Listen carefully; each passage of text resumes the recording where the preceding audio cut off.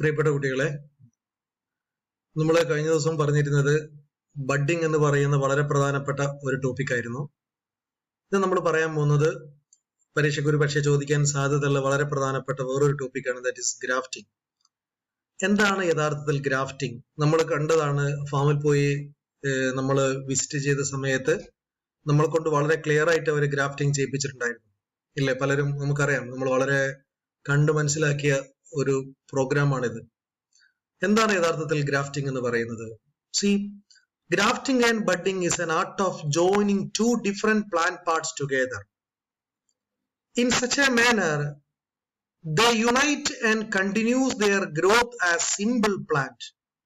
In case of budding, single bud is inserted into the stalk, whereas in grafting, a bud, two or more buds is inserted in the stalk.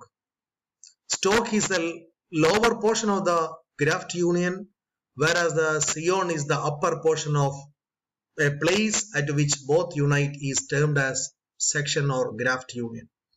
എന്താണ് ഈ പറഞ്ഞിരിക്കുന്നത്? നമ്മൾ budding ചെയ്യുന്ന സമയത്ത് നമ്മൾ ഒരൊറ്റ ബഡാണ് use ചെയ്യുന്നത്. എന്നാലോ ഗ്രാഫ്റ്റിംഗ് ആണെങ്കിൽ നോക്കൂ, നിങ്ങൾ ഒരുപാട് ബഡുകൾ ഉണ്ട്. See, this is one bud, this is another bud.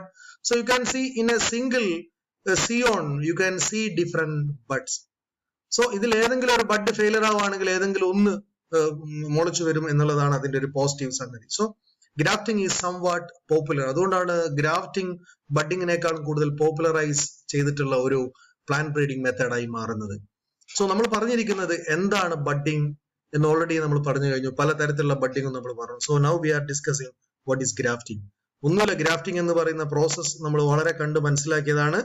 സാധാരണ നമുക്കറിയാം, ഇതാണ് ഇതിന്റെ നോർമൽ ടെക്നിക്സ്.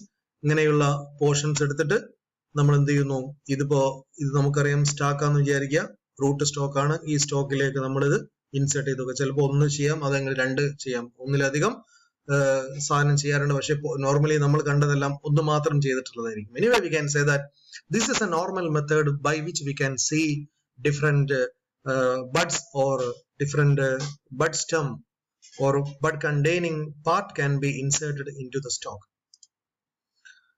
So പലതരത്തിലുള്ള ഗ്രാഫ്റ്റിംഗ് ഉണ്ട്. നമ്മൾ പലതരത്തിലുള്ള ബഡ്ഡിംഗ് പറഞ്ഞതുപോലെ തന്നെ പലതരത്തിലുള്ള ഗ്രാഫ്റ്റിംഗ് ഉണ്ട്. You can see the most important grafting one is called cleft grafting. എന്താണ് ക്ലഫ്റ്റ് ഗ്രാഫ്റ്റിംഗ് എന്ന് പറയുന്നത്?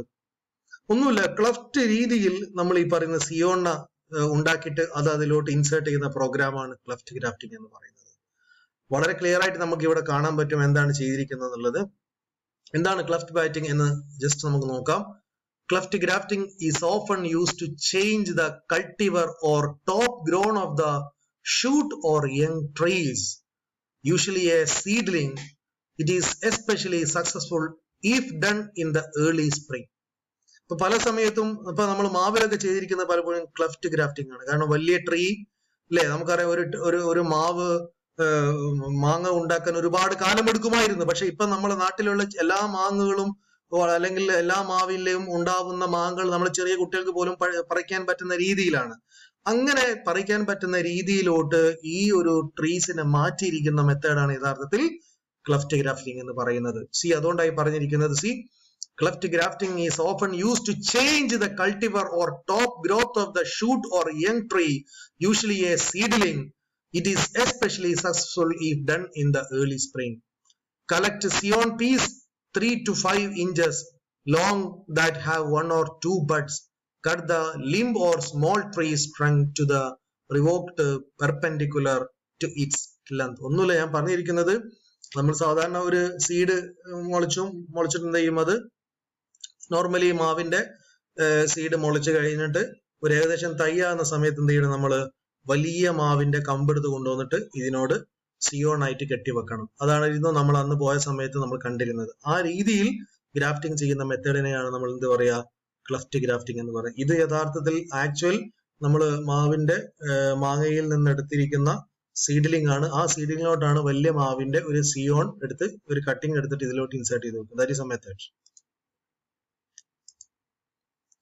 Then another is called whip or tongue grafting. Whip or tongue grafting. നാവ് പോലെ ഉള്ള ഒരു സിയോൺ ആക്കിയിട്ട് അതിനെ നമ്മൾ ഗ്രാഫ്റ്റ് ചെയ്യുന്ന മെത്തേഡിനെയാണ് നമ്മൾ എന്ത് പറയാ, whip or tongue grafting എന്ന് പറയുന്നത്. എന്താണ് whip or tongue grafting നമുക്ക് നോക്കാം.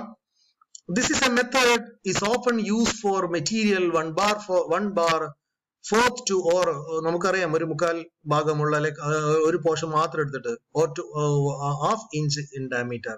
The scion and rootstocks are usually the same diameter, but the scion may be narrower than the stalk. This strong graft heals quickly and provide excellent cambial contact.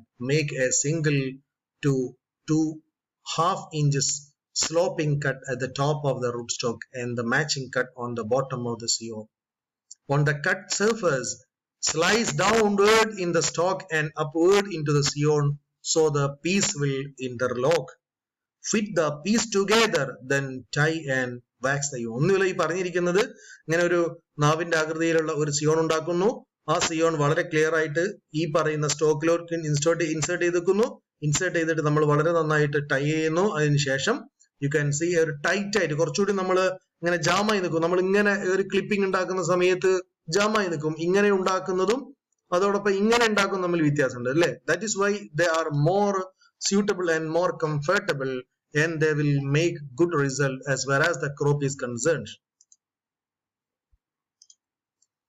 Then next one is called side grafting. ഒന്നുമില്ല, side grafting എന്ന് പറയുന്നത് നമ്മൾ ഈ not നിങ്ങൾക്ക് additional ആയിട്ട് ഞാൻ തന്നെന്ന് മാത്രമേ ഉള്ളൂ. ബട്ട് നിങ്ങൾക്ക് ഈ കൺസെപ്റ്റ് മനസ്സിലാക്കാൻ വേണ്ടി മാത്രമാണ്. ഓൾറെഡി ഞാൻ വളരെ ഡീറ്റെയിൽ ആയിട്ടുള്ള നോട്ട്സ് നിങ്ങൾക്ക് തന്നിട്ടുണ്ട്. ഒരു സൈഡ് പോർഷൻ നമ്മൾ എന്ത് ചെയ്യുന്നു, എടുത്തിട്ട് ആ സൈഡ് പോർഷനിലോട്ട് പുതിയ ഒരു പ്ലാന്റിന്റെ പീസ് എടുത്ത് അറ്റാച്ച് ചെയ്ത് വെക്കുന്ന മെത്തേഡിനെയാണ് നമ്മൾ സൈഡ് ഗ്രാഫ്റ്റിംഗ് എന്ന് പറയുന്നത്. ഒന്നുമില്ല വേറെ. This is A stock. ആ സ്റ്റോക്കിലോട്ട് നമ്മൾ സൈഡിലായിട്ട്, ഇതുവരെ നമ്മൾ ഒരു പ്ലാന്റിന്റെ എന്താ പറയാ ഇങ്ങനെയുള്ള സ്റ്റെം ടു സ്റ്റെം ആണ്. But here we can see A സൈഡിൽ വെച്ചുകൊണ്ട് നമ്മൾ അതിനെ ഗ്രാഫ്റ്റ് ചെയ്യുന്ന മെത്തേഡിനെയാണ് നമ്മൾ സൈഡ് ഗ്രാഫ്റ്റിംഗ് എന്ന് പറയുന്നത്. ബാക്കി എല്ലാ പ്രോസസ്സും as far as the same of the above or previous one. ഇതൊക്കെയാണ് പലതരത്തിലുള്ള ഗ്രാഫ്റ്റിംഗ്. നമ്മളിവിടെ പറഞ്ഞിരിക്കുന്ന ഗ്രാഫ്റ്റിംഗ്, ടങ് ഗ്രാഫ്റ്റിംഗ് പറഞ്ഞു, cleft grafting and side grafting. These are the some of the popular grafting that we are using. നോക്കൂ, നിങ്ങൾ വലിയ മരത്തിന്റെ Zion ആണ് അല്ലെ, നോർമൽ മരത്തിന്റെ സ്റ്റോക്കും ആണ്. അതിനെ വെച്ചിട്ട് അതിനെ കമ്പൈൻ ചെയ്തിട്ട് പുതിയൊരു പ്ലാന്റ് ആക്കി മാറ്റാൻ കഴിയുന്നുണ്ടെങ്കിൽ that particular process is called grafting method. Okay, then another one is called bark grafting. വേറൊരു വളരെ പോപ്പുലർ ആയ മെത്തേഡ് ആണ് bark grafting. Used for top working larger stalks. Scion are smaller in size. Several scion inserted in a stalk, done in sleeping stage shortly before bloom time. Avocado and citrus, then camellia, fig, അങ്ങനെ വലിയ തരത്തിലുള്ള അത്തിപ്പഴം പോലെയുള്ള വലിയ മരങ്ങളിൽ ഇത്തരത്തിലുള്ള grafting method നമ്മൾ practice ചെയ്യാറുണ്ട്. So we can say that it is another important. ബാർക്കിലാണ് ഇത് ഗ്രാഫ്റ്റിംഗ് നടക്കുന്നത്. Bark, you know what is actually bark? The side portion. It is used for a special purpose. The normal thing is normally they are using or practicing in this type of fruits. Okay, ഇത്രയും നമ്മൾ പറഞ്ഞിരിക്കുന്നത്, ഇപ്പൊ ഇതുവരെ പറഞ്ഞതെല്ലാം budding, grafting നമ്മൾ പറഞ്ഞു. ഇനി നമുക്ക് പറയാനുള്ളത് ലെയറിംഗ് ആണ്. That we will see in next class.